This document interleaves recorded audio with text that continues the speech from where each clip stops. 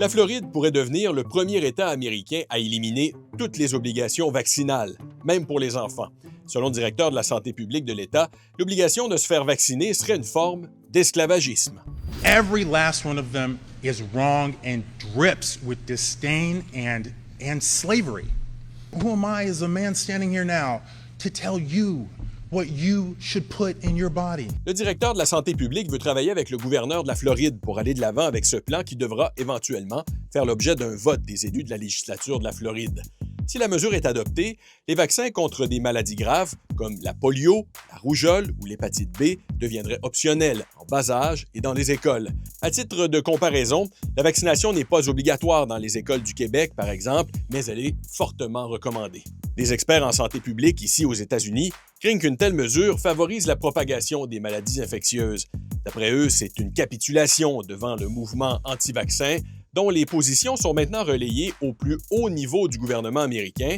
Le secrétaire à la santé des États-Unis, Robert F. Kennedy Jr., est critiqué pour ses penchants anti-vax et ses théories complotistes renforcées après la pandémie de COVID-19. We were told again and again the vaccines would prevent transmission, they'd prevent infection. It wasn't true.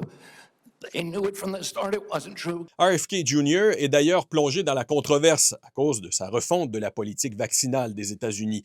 Il veut par exemple restreindre l'accès aux vaccins contre la COVID-19 et couper des fonds pour en développer de nouveaux.